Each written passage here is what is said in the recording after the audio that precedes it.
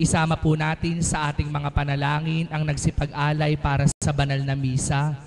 Pasasalamat ni Binibining Lucila de la Cruz, Ginang Sinaida Ramos, Ginang Aida Manyo, Mami Feli at Daddy Mike Bitanga, Ginoo at Ginang Joel Jimenez, Ginoo at Ginang Popoy de la Cruz, Ginang Grace Cruz, Ginang Ansi Castro, Ginoo at Ginang Felix Johnson, Ginoo at Ginang Ronaldo de la Cruz, Ginang Josie Diamse.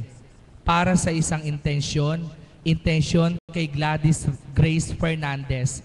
Isama din po natin sa ating mga panalangin ang para sa kaluwalhatian ng mga kaluluwa ni Macario, Joselito at John Victor.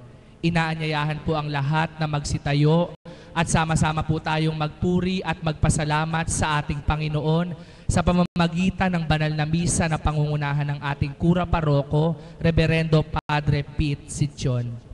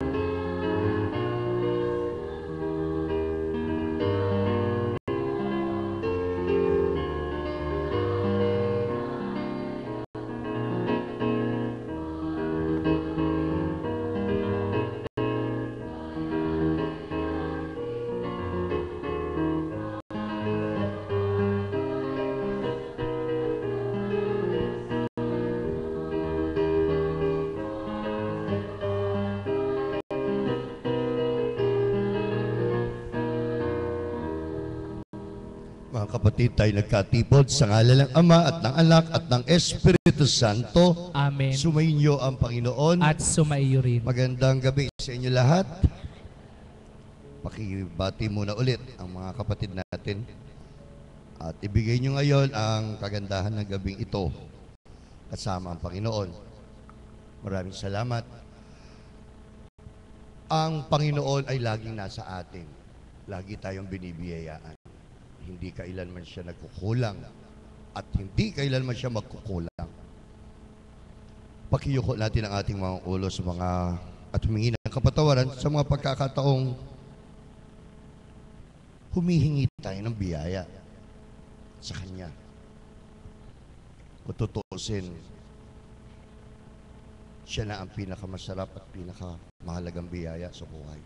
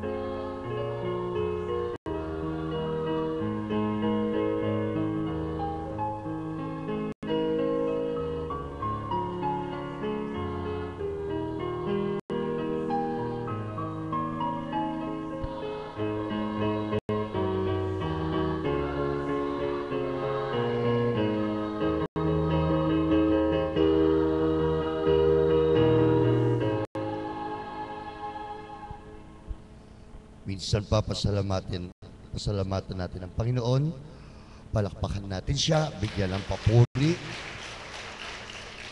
bigyan ng parangal sa banal na misang ito. Ama naming makapangyarihan, kalugdan mo po kami at pagbigyan na magkamit ng kaloob mong karagdagan upang sa maalab naming pananalig, pag-asa at pag-ibig, kami ay mamalaging tumatalima sa iyong kautusan sa pamamagitan ni Jesucristo kasama ng Espiritu Santo magpasawalang hanggan. Amen. Ang lahat po ay magsiupo.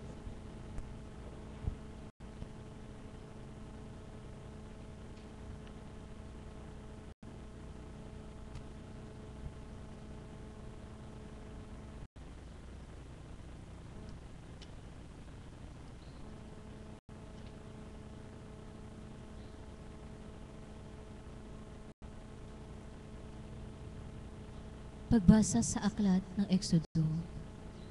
Pagkaalis sa Elim, ang buong pamayanan ng Israelita ay dumating sa ilang ng Sin, na nasa pagitan ng Elim at Sinai. Noong 15 araw ng 2 buwan pagkaalis nila sa lupaing Ehipto. Sa ilang ang buong pamayanan ng mga Israelita ay nagbulong-bulungan laban kina Moises at Aaron. Sinabi ng mga Israelita sa kanila, mabuti pang nasawi na tayo sa kamay ng Panginoon sa lupain ng Ehipto, samantalang nakaupo tayo sa tabi ng ating mga palayok ng ulam at nagpakabusog sa tinapay. Dinala mo kami sa ilang na ito upang patayin sa gutom ang buong kalipunan.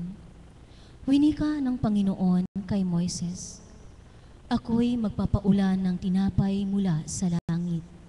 Lalabas ang bayan at kailang kukunin ang pagkain sa araw-araw.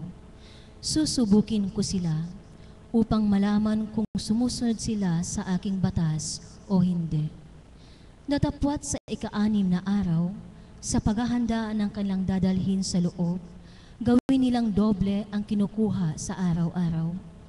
Nang magkagayon ay sinabi ni Moises kay Aaron, sabihin mo sa buong kalipunang Israelita, humarap kayo sa Panginoon dahil sa narinig niya ang inyong bulong-bulungan. Nang ibalita ito ni Aaron sa buong kalipunang Israelita, sila'y humarap sa gawing ilang at biglang lumitaw sa ulap ang kaluwalhatian ng Panginoon. Ang Panginoon ay nagsalita kay Moises, narinig ko ang pagbubulong-bulungan ng mga Israelita. Sabihin mo sa kanila, sa pag-aagaw ng dilim at liwanag, ay kakain kayo ng ulam, at sa kinaumagahan ay mabubusog kayo ng tinapay, upang malaman ninyo na ako ang Panginoon ninyong Diyos. Kinahapunan, dumating ang mga pugo at kumalat sa kampamento, at sa umaga naman ay may hamog sa paligid ng kampamento. Nang matuyo na ang hamog, lumitaw sa ibabaw ng ilang ang mumunting mga bagay na waring namumuong niebe sa lupa. Sa pagkakita niyon ay nagtanungan ang mga Israelita sa isa't isa, ano ito? Sapagkat hindi nila kilala iyon. Ngunit sinabi sa kanila ni Moises, ito ang tinapay na ipinakakain sa inyo ng Panginoon. Ang salita ng Diyos. Salamat sa Diyos. Salmong tugunan. Binigyan sila ng Panginoon ng tinapay na makalangit. Binigyan sila ng Panginoon ng tinapay na makalangit. Tinukso ang Panginoon sa kanilang puso sa paghingi ng pagkain nilang nilulunggati. Nagsalita sila laban sa Diyos na ang wika, makapaghahanda ba ang Diyos ng isang hapag sa ilang? Binigyan sila ng Panginoon ng tinapay na makalangit. Inutusan niya ang mga alapaap sa kaitaasan at binuksan ang mga pinto ng langit. Nagpaulan siya ng mana upang makakain sila at binigyan ng tinapay na makalangit. Binigyan sila ng Panginoon ng tinapay na makalangit. Kumain ang tao ng tinapay ng malakas. Pinakain sila hanggang mabusog. Pinaihip sa kalangitan ang hangin sa silanganan at tinawag ang hangin sa timugan. Binigyan sila ng Panginoon ng tinapay na makalangit. At siya ay nagpaulan sa kanila ng lamang kati, na gaya ng alabok at ng mga ibon, na tulad ng buhangin sa dagat. At nahulog sa gitna ng kanilang kampamento, sa paligid ng kanilang mga kubol. Binigyan sila ng Panginoon ng tinapay na makalangit. Ang lahat po ay magsitayo.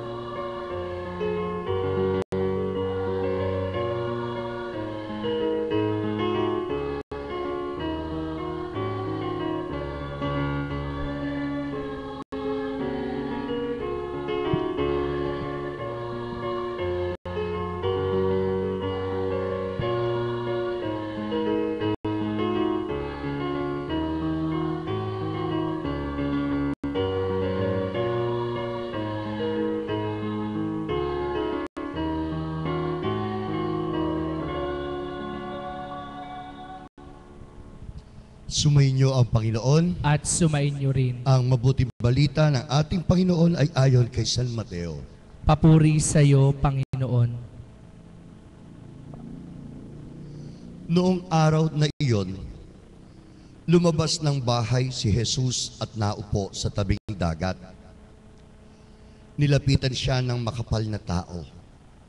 Kaya lumulan sa isang daong at naupo roon, samantalang ang mga tao ay nasa dalampasigan. At nagsalita sa kanila sa pamamagitan ng mga talimhaga na ang wika. Ang isang magsasaka ay lumabas upang maghasik. Sa kanyang paghahasik, ang ilang butil ay nalaglag sa tabi ng daan. At ito ay kinain ng mga ibon sa himpapawid nang sila ay dumating. Ang ilan ay nalaglag sa mga batuhan na doon ay walang sapat na lupa.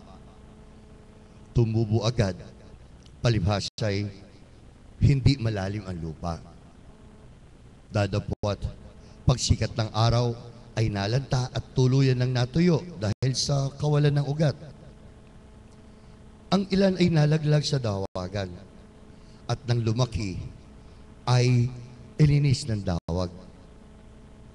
Ang iba naman ay nalaglag sa mabuting lupa.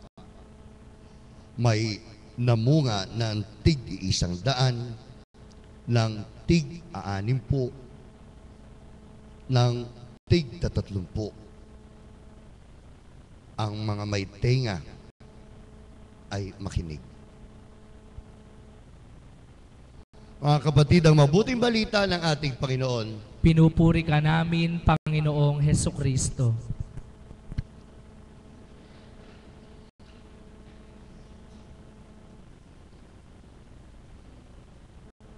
Minsan pa magandang gabi po sa inyo lahat. At minsan pa palakpakan natin ang ating Panginoon sa yaman ng kanyang banal na salita. Saan po yung mayayaman dito?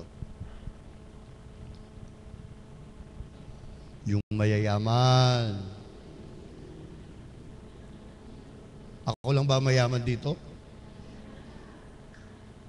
Oo nga. Yan ang problema. Good evening. Yan ang problema. Pag sinabing kayamanan, alin po kaagad ang nasa isip? Yan. Paborito ng mga nanay. Pera. At Kapag kayamanan, sinasabi natin, we usually refer to mga ari-arian. Kayamanan po pinag-uusapan natin o natanong ko ang tungkol sa kayamanan, sinong mayaman kung meron isang taong mayaman, wala nang iba kundi ang tao na naghasik ng mga binhi sa lupa. Kung di ba naman siya mayaman pati sa batuhan, pati sa tabing daan, pati sa lupa na hindi dapat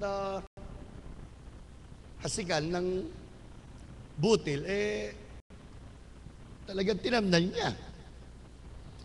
Actually po, sabi sa ating ebanghelyo, ayon sa ating banal na kasulatan, nahulog daw. Nahulog. Sabi, ang ilang butil ay nalaglag sa tabi ng daan. Ano po? Ayon kay San Mateo. Ang totoo po niyan talagang ang pinanggalingan o ugat ng ebanghelyo natin ngayon ay ayon kay San Marco. Ilan po kasi yung apat na ebangelista? Apat. Apat. Sino-sino? Mateo, Marcos, Lucas, at Juan. Sino po pinakauna nagsulat sa kanila?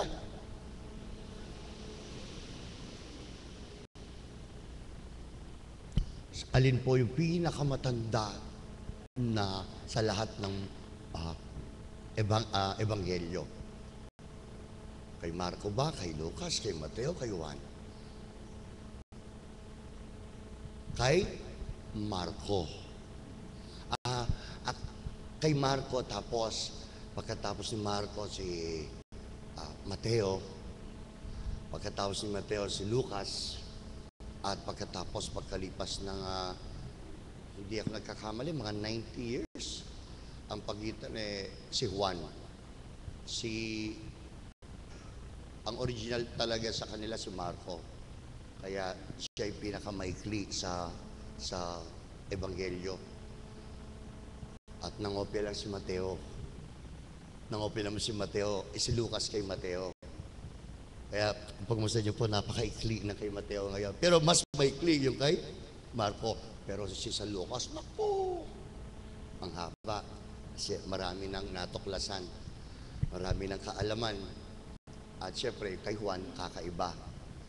Nasabi ko lang po, ang apat na mga evangelistang ito, at nauna nga si San Marco dahil sa kanya nangopya si San Mateo, the original text, hindi nalaglag. Hindi nalaglag. At sa Tagalog nga po kasi, iba rin sa Kapampangan, kuminsan kapag sinasalin, walang eksaktong termino. Kundi talagang naghasik. Yun ang punto. At nagtanim. Sabi ng mga ibang tao, tanga naman pala ito Sino ba naman di tanga? Pagtatanim ka sa may tabi ng batuhan o sa may batuhan na lupa, sino ba naman hindi tanga ang magtanim ka ba naman sa mabuhangin? Ano po ba? Kayo po ba magtatanim kayo? Hindi. Hindi. Di ba? Hindi. At hindi ako yung maghahasik. Salbag sa Kapampangan. Salbag mo. Yan, salbag mo. Pag sinalbag mo, ibig sabihin talagang marami. No? Talagang isasalbag mo. Kaya nga nakasalbag, sabi. Makasalbag lang. At sa ating ebanghelyo, tanga nga ba ang magsasaka o hindi? Tanga po ba talaga ang magsasaka o hindi? Uy, tanga siya. Tanga siya pagdating sa prinsipyo ng paghahasik.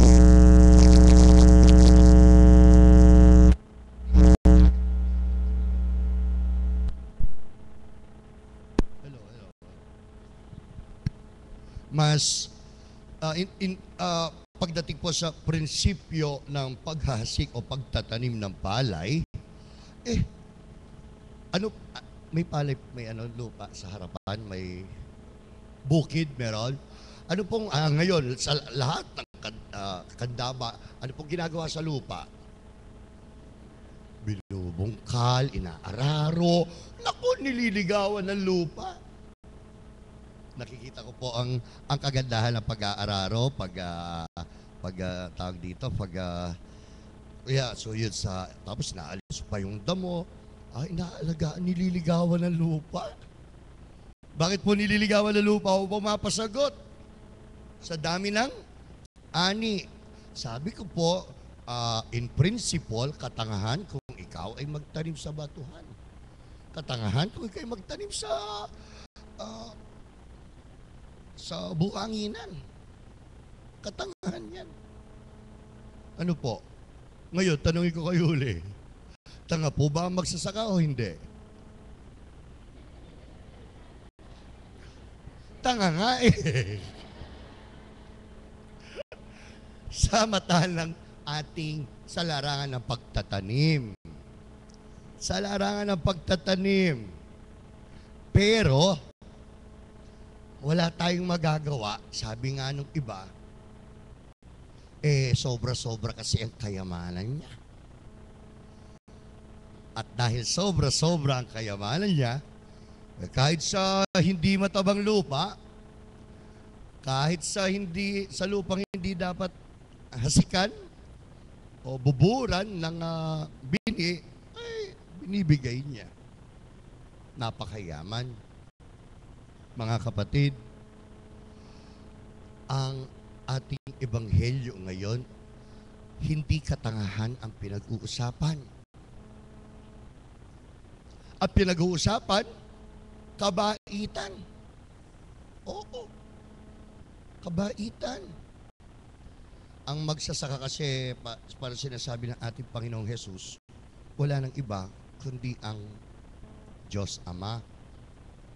At ang binhi, wala nang iba kundi ang salita niya na nagkatawang tao, ang ating pinupuri, ang ating banal na Panginoong Hesukristo. At ang lupa naman, sino po ang lupa? Tayo. Tayo ang lupa. Nung bata po kami, kapag hindi kami natulog ng pagkatapos mananghalian, wala po kami ng ice cream. Wala pala ako, dahil ako, kadalasan ako naglalaro. Nainggit lagi ako doon sa kapatid ko, yung pangalawang bunso. Misyonero naman po siya ngayon. Kami na lang dalawang walang asawa. Misyonero. Kami na lang ang pag-asa. Lagi po akong nainggit sa kanya. Oo. Kasi very good siyang lagi.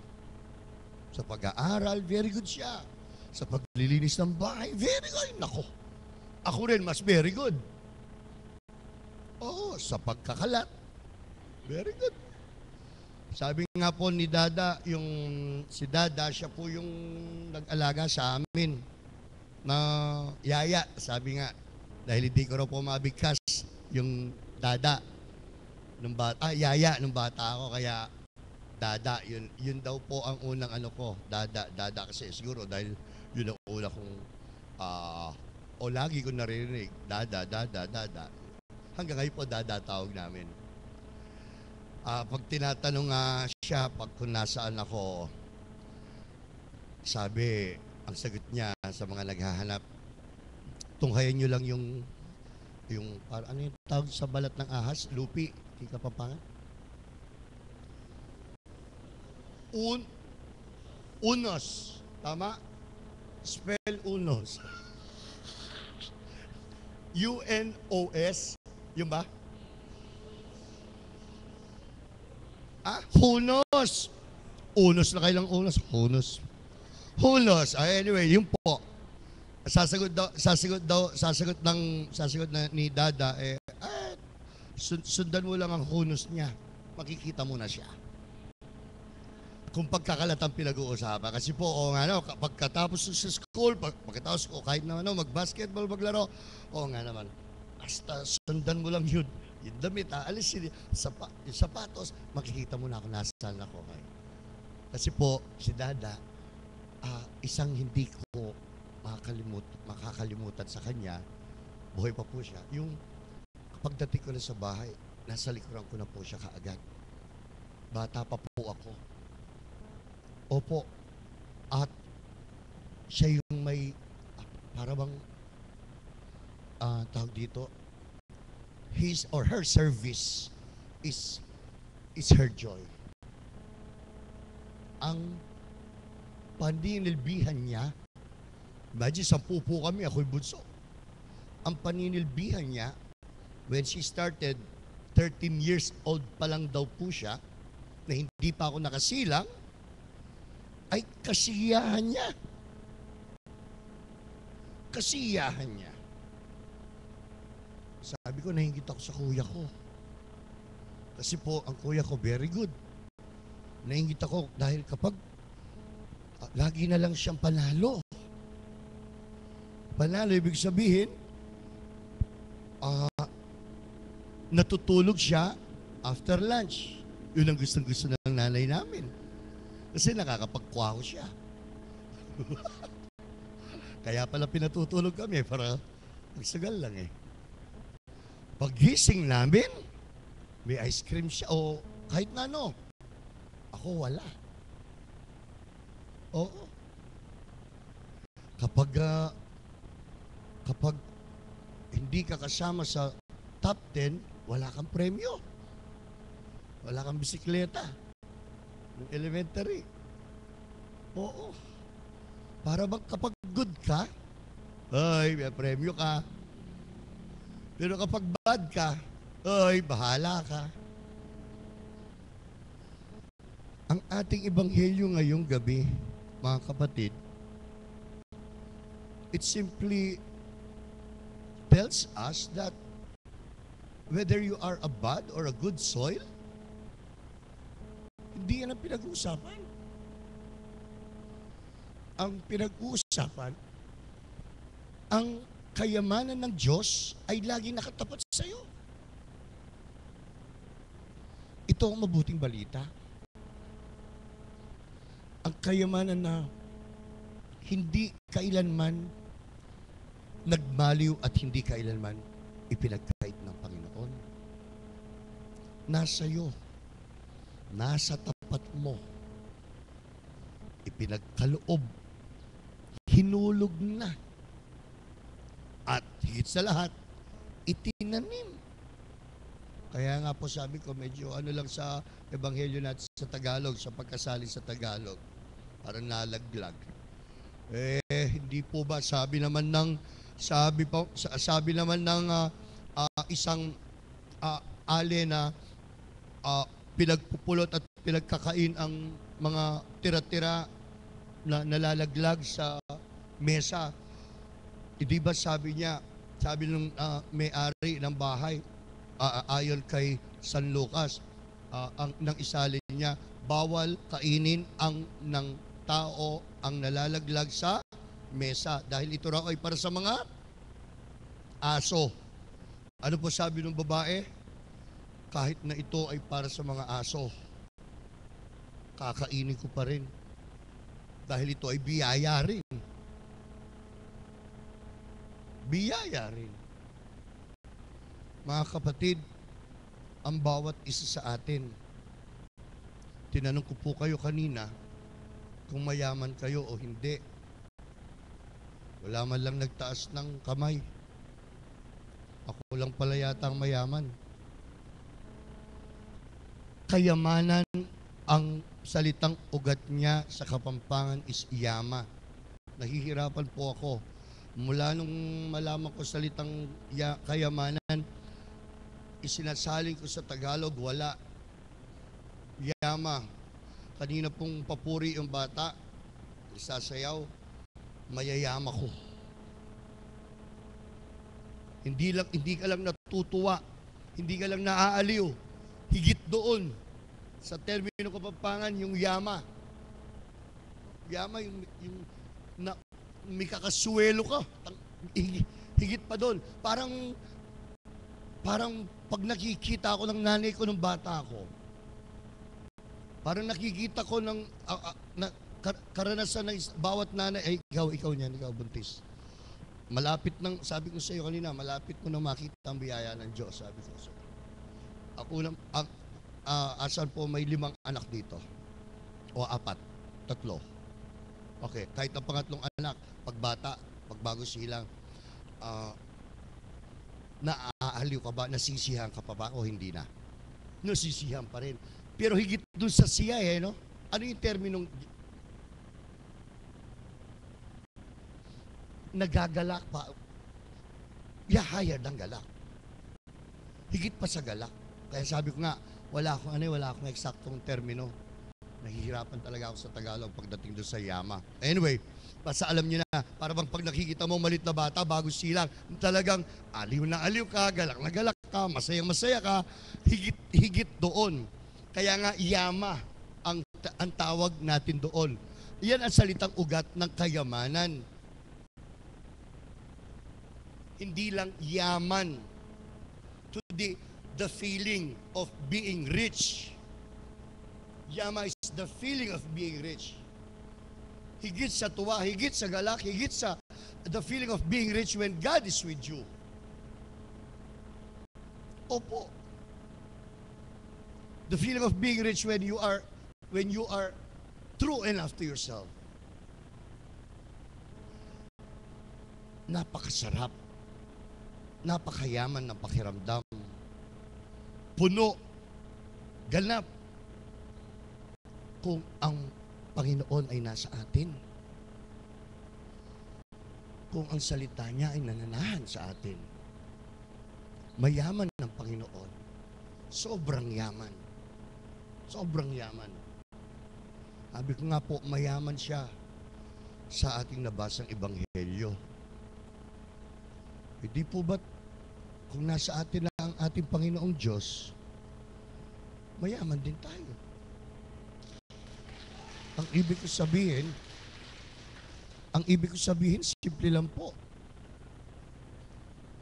The feeling of the same thing with heaven, we do feel, nararamdaman natin ang kayamanan na tunay.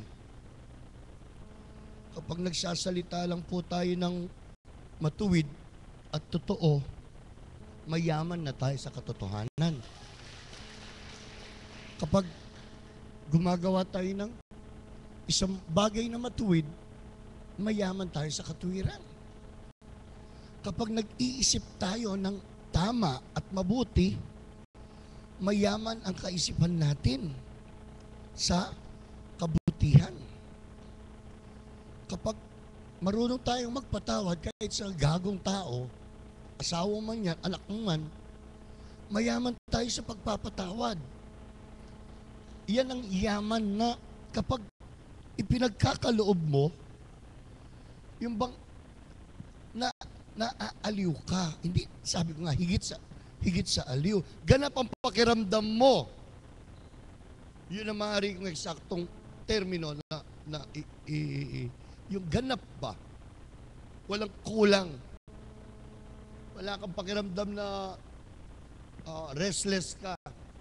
Wala kang pakiramdam na hindi ka mapakali. Wala kang pakiramdam na malungkot ka. Dahil ganap, buo, at wala ka ng kailangan pa. Mga kapatid, sa ating ebanghelyo ngayong gabing ito, ipinapaabot uli ang simpleng mabuting balita na laging may nakatapat sa iyo na biyaya. At pinag-uusapan ba natin kung maliit o malaki? Hindi. Ang pinag-uusapan natin, lahat ng biyaya ay galing pa rin sa Panginoon. At hindi lang po yun. Ang mga biyaya ay nakakapagbanal. Yan ang tunay na pinag-uusapan sa biyaya na galing sa Diyos. inuulit ko po, napakahalaga nito. Ang lahat ng biyaya na hingi natin at ipinagkakaloob ng Diyos ay mga biyayang nakakapagbanal. Ibig sabihin po ng banal sa English holy. Holy. H-O-L-Y. Pero ang pinakamalapit na salita sa holy is holy. W-H-O-L-E, which has something to do with the word holy. When you are holy, it simply means that you feel great. You feel great. Kapag buo ka, kapag banal ka, ibig sabihin, buo ka. At ang kabuuan na yan, ibig sabihin, wala ka nang aalalahanin pa. Kahit na may sakit ka, kahit wala ka laman sa bulsa, kahit na may problema ka pa, yan ang isa sa kagandahan ng may Diyos. Na alam mo, ang biyaya niya ay nasa iyo kapag ganap ang pakiramdam mo sa kabila ng mga bagay-bagay na nagpapahirap sa iyo. Sa kabila ng mga yung mga problemang ibinibigay, pinagkakaloob ng mundo, panatag ka pa rin, payapa ka pa rin, dahil siya ang nasa iyo. Tingnan niyo po. Tingnan niyo ang biyaya ng Panginoong Yesus. Nagkatawan siya tao. Nagka-problema po ba siya o hindi?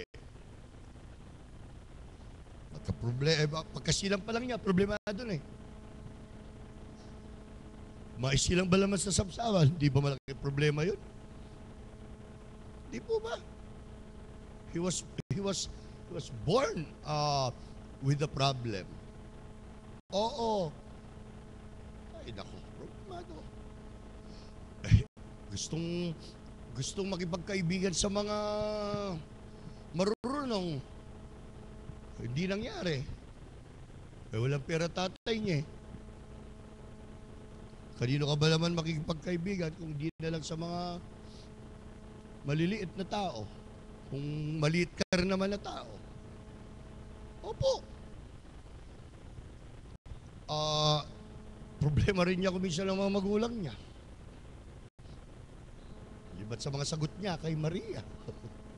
O tinahanap mo ko, sabi. Di ba alam na, nandito ako sa tahanan ng aking ama, sabi.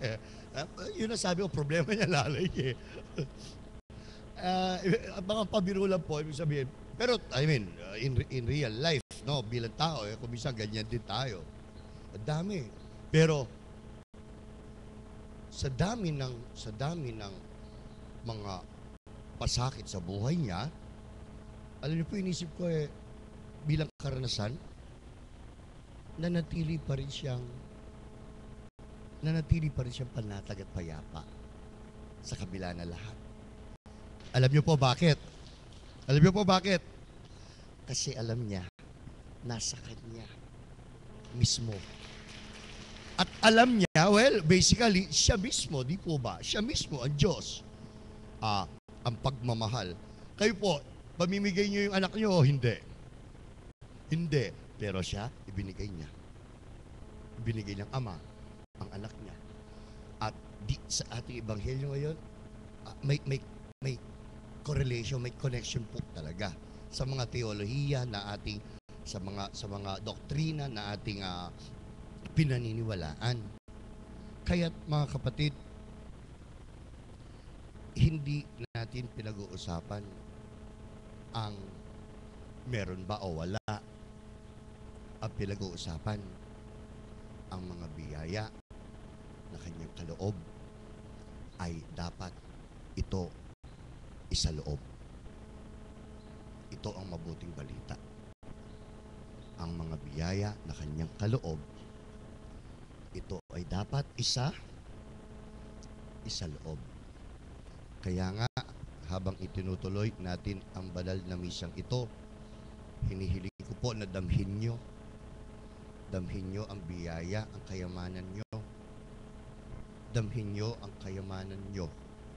Wala nang iba, kundi ang kayamanan na nagbibigay kapanatagan at kapayapaan sa kabila ng lahat, ang ating Panginoong Hesukristo. Isang tanong na lang po, inuulit ko, sino ba ang mayaman dito? Mataas! Yan ang kayamanan na nagdudulot ng kapayapaan. Amen? Minsan pa, purihin natin ang Panginoon, palakpakan natin at ituloy natin. Ituloy natin at sa buhay natin ang nakakapagbanal ng biyaya ngayon at magpasawalang hanggan. Amen. Magsitayo po kayo lahat, mga kapatid. Bukas loob tayong dumulog sa ating Ama na siya tumatawag sa atin bilang kanyang mga anak upang makaisa niya sa kanyang paghahari ang kaganapan niya sa ating mga kalooban. Sa bawat kahilingan ang inyong itutugon, Ama, dinggin mo ang iyong bayan. Pakiulit po. Ama, dinggin mo ang iyong bayan. Aming Ama, marapatin mo ang iyong mga lingkod sa pamumuno ni na Papa Francisco at ang lahat ng mga obispo ay lumago sa pakikipag-ugnayan sa iyo sa pamamagitan ng pananalangin at paglilingkod. Manalangin tayo. Ama, dinggin mo ang iyong bayan. Mapasa amin ang kaharian mo. Patnubayan mo ang mga pinuno ng bawat bansa upang maunawaan nila ang kanilang tungkulin na tumulong sa kaganapan ng iyong paghahari sa pamamagitan ng mapayapang pakikipagkasunduan at pagtutulungan. Manalangin tayo. Ama, dinggin mo ang iyong bayan. Kupkupin mo ang lahat ng mga nahihirapan at salat sa mga pangunahing pangangailangan sa buhay at bigyan mo sila ng kakanin sa araw-araw. Manalangin tayo. Ama, dinggin mo ang iyong bayan. Matutuhan nawa naming lahat na natitipon sa harapan mo ang hingin ang mga bagay na tunay na mahalaga sa aming buhay, matibay na pananampalataya at bukas palad na pagtulong sa aming kapwa. Manalangin po tayo. Ama, dinggin mo ang iyong bayan.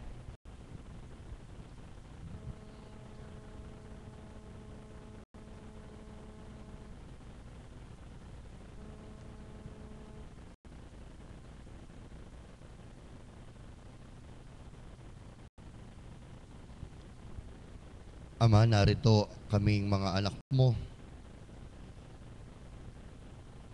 Biyayaan mo po kami ng sapat na kabihasnan tumugon sa pagmamahal mo.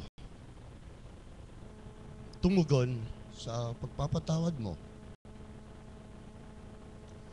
Tumugon sa lahat ng mga biyaya na pinagkakaloob mo.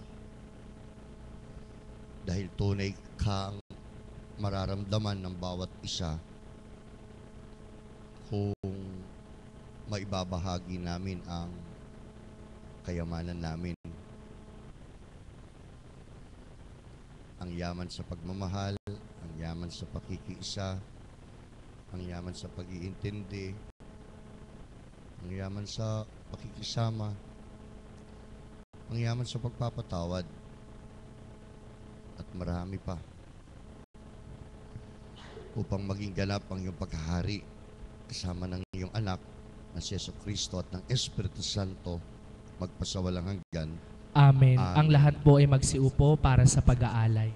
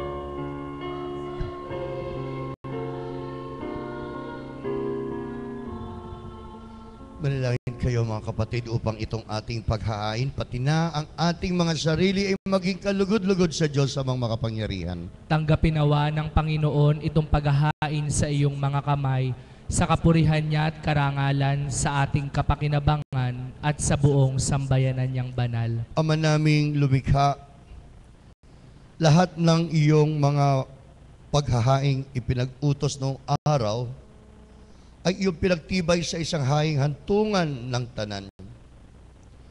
Tanggapin ang ginaganap ngayon ng iyong mga lingkod at basbasan mo ito ng kabanalang gaya ng iyong kaloob sa mga alay ni Abel na lupa mong ikinalugod upang ang mga handog ng bawat isa'y nagbigay para sambahin ang banal mong ngalan ay magkamit ng karagdagan mong kasiyahan sa pamamagitan ni Jesucristo kasama ng Espiritu Santo magpasawalang hanggan. Amen. Sumainyo ang Panginoon. At sumainyo rin. Itaas sa Diyos ang inyong puso at diwa. Itinaas na namin sa Panginoon. Pasalamatan po natin ang Panginoong ating Diyos. Marapat na siya ay pasalamatan.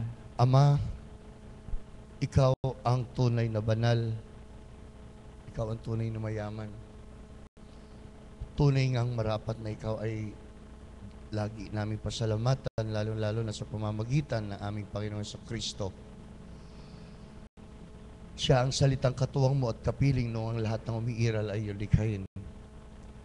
Siya'y sinugo mo para kami sagipin at palayain. Kaya siya'y kinalingan ng mahal na Birhen na naging kanyang inang totoo sa kapangyarihan ng Espiritu Santo. Inako niya sundin ang loob mo at kamti ng sambayan ng banal para sa iyo. Pinagtiisan niyang iulat sa krus ang kanyang mga kamay upang magwakas sa kamatayan at mahayag ang pagkabuhay. Kaya kaisa ng mga anghel na nagsisiawit ng papuri sa iyo ng walang humpay sa kalangitan, kami nagbubunyi sa iyo kadakilaan.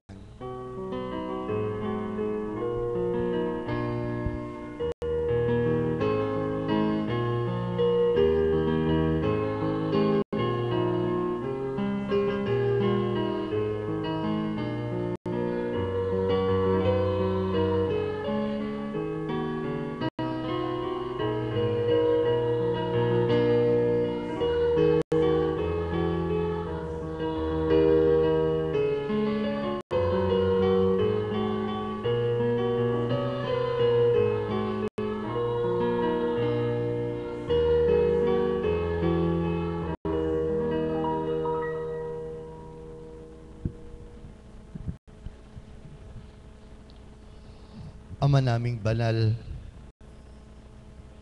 sumasampalataya kami ni ikaw ang tunay at totoong pinagmumulan ng kabanalan. Kahit sa pamamagitan ng iyong banal na Espiritu, gawin mo pong banal ang mga kaloob na ito upang para sa amin ay maging katawan at dugo ng aming Panginoong Hesukristo. Bago niya pinagtiis ang kusang loob na maging handog, kinuha niya ang tinapay. Pinasalamatan kanya, hinati niya iyon, at ibinigay sa kanyang mga kaibigan at sinabi, tanggapin ninyo ito at kanin. Ito ang aking katawan na ihahandog ko para sa inyo.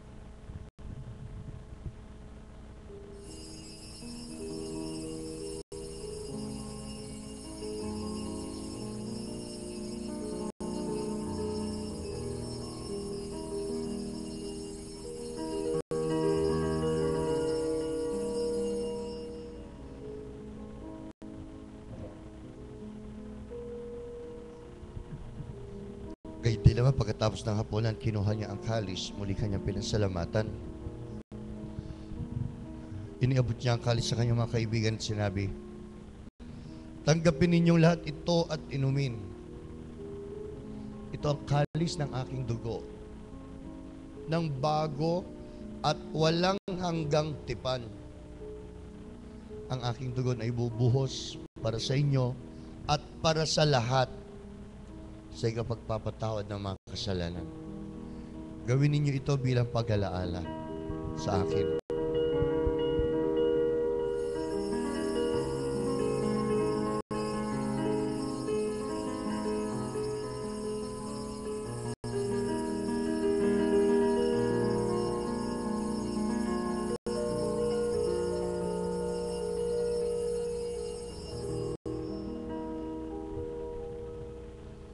ang misteryo ng ating pananampalataya.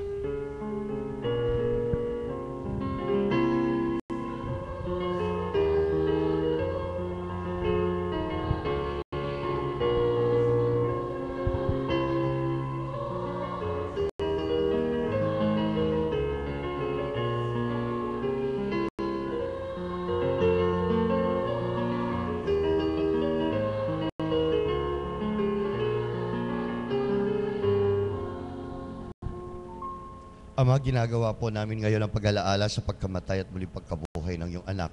Kaya tiniaalay namin sa iyo ang tinapay na nagbibigay buhay at ang kalis na nagkakaloob ng kaligtasan. Maraming salamat po at kami iyong minarapat na tumayo sa harap mo sa banal na misang ito para maglingkod sa iyo. Isinasamo namin kami magsasalo-salo sa katawan at dugo ni Kristo ay mabuklod sa pagkakaisa sa pamamagitan ng Espiritu Santo.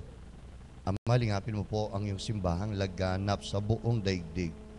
Puspusin mo kami sa pag-ibig, kaisa ni Francisco na aming Papa, ni Pasiano na aming Obispo, at ng Tanang Kaparian. Alalahanin mo rin po ang mga kapatid naming nahimlay nang may pag-asang sila'y muling mabubuhay, gayon din ang lahat ng mga pumanaw. Kaawaan mo sila at patuloyin sa iyong kaliwanagan. Kaawaan mo at pagindapatin kaming lahat na makasalo sa iyong buhay na walang wakas. Kaisa ng mahal na Birheng Maria na ina ng Diyos, kasama si San Jose, kaisa ng mga apostol at ng lahat ng mga banal na namuhay dito sa daigdig ng kalugod-lugod sa iyo. May pagdiwang nawa namin ang pagpupuri sa ikararangal mo sa pamamagitan ng iyong anak na aming Panginoong Hesukristo. Tayong lahat, sa pamamagitan ni Kristo, kasama niya at sa Kanya, ang lahat ng parangal at papuri ay sa iyo, Diyos amang makapangyarihan, kasama ng Espiritu Santo, magpasawalang hanggan. Amen.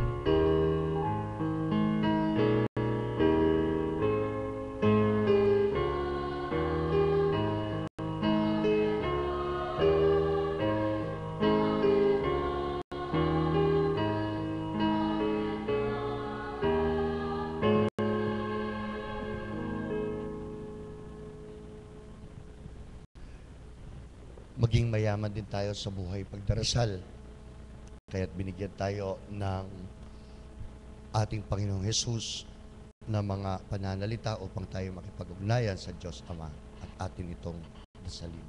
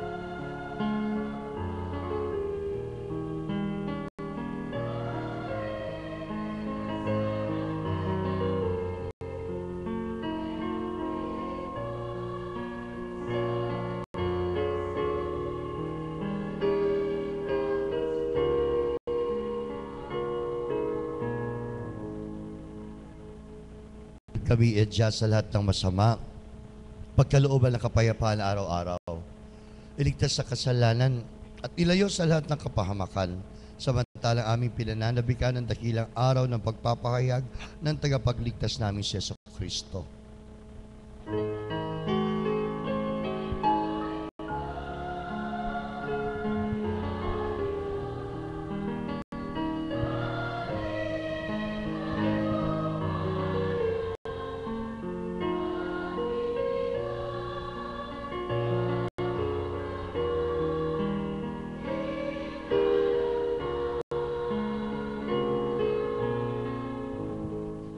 Makiyuko muna ang inyong mga ulo at damhin na lang muna natin ang tunay na kapayapaan, ang tunay na pinagmumula ng kaligayahan.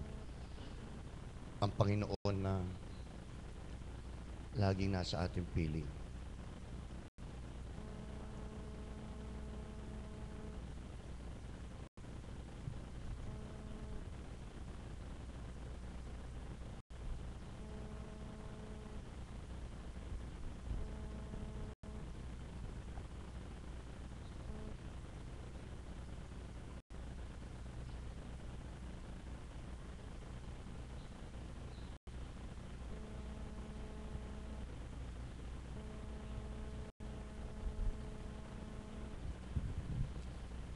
Panginoong Yesus, sinabi mo sa iyong mga apostol, kapayapaan ang iniiwan ko sa inyo, ang aking kapayapaan ang ibinibigay ko sa inyo. Tunghayan mo ang aming pananampalataya, Panginoon, at huwag ang aming mga pagkakasala. Pagkalooban mo kami ng kapayapaan at pagkakaisa ayon sa iyong kalooban, kasama ng Espiritu Santo, magpasawalang hanggan. Amen. Mga kapatid, ang kapayapaan ng ating Panginoon ay laging nasa inyo. At sumainyo rin. Magbigayan tayo ng kapayapaan sa isa't isa. Kapayapaan po sa inyo lahat. Kapayapaan po.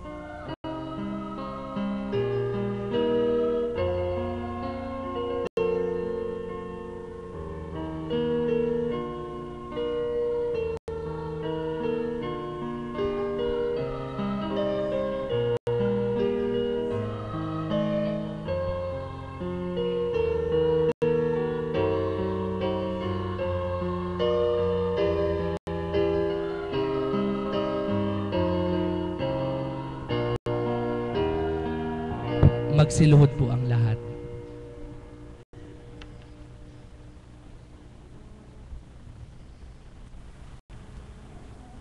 Kagalakan, kasiyahan ang langit kapag hinahasik niya ang mabuting balita para sa ating lahat. Kasiyahan ng Diyos ang iligtas tayo. Kasiyahan ng Diyos ang pagilingin tayo sa ating mga sakit, hindi lamang sa pangangatawan, kundi pati na rin sa ating mga kaisipan, kalooban. Ang kapatid, mapalad tayo. Hindi tayo kailanman tatalikuran ng biyaya, ng pakikiisa niya sa piling natin. Panginoon, hindi ako karapat-dapat patuloy sa iyo, ngunit sa isang salita mo lamang ay gagaling.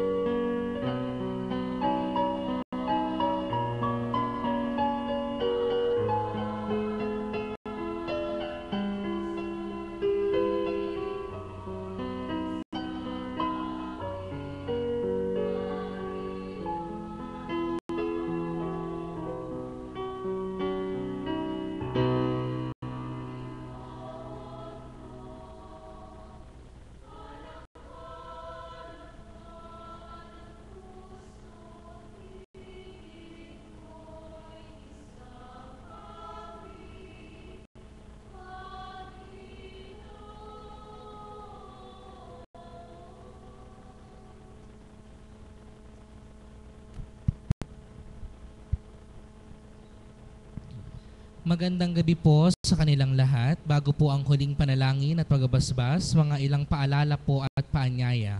Paalala po sa darating na Sabado, July 27, para po sa ating mga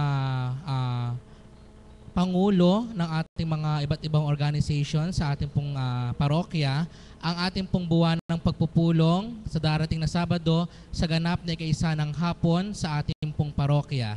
At isa po sa mahalagang pag-uusapan sa nasabing pagpupulong ang nalalapit na kapistahan ng ating parokya sa ilalim ng pamamatnubay ng Mahal na Birheng de la Merced. Dahil ito na rin po ang ating huling misa sa buwang ito, ang aming pong paalala at paanyaya sa darating pong unang Biyernes ng buwan ng Agosto, ito po ay August 2, isa po sa mahalagang pagdiriwang sa ating parokya, ang anibersaryo ng pagpapakita ng Mahal na Birheng de la Merced o ang tinatawag na aparisyon. Sa taong pong ito, tayo po ay magdiriwang ng 795 years ng pagpapakita ng Mahal na Birheng de la Merced. Ang ating pong pagdiriwang sa ating parokya ay sa ganap na ika-3 ng hapon ay ang banal na oras na pangungunahan po ng lahat ng apostolado ng panalangin, at sa ganap na ika-4 ng hapon ay ang banal na misa ng unang Biyernes, kaalinsabay ng pagdiriwang ng anibersaryo ng pagpapakita ng Mahal na Birheng de la Merced. Kaya po kung kayo po ay may panahon at oras, inaanyayahan po namin kayo sa nasabing pagdiriwang. Sa inyo pong lahat, magandang gabi.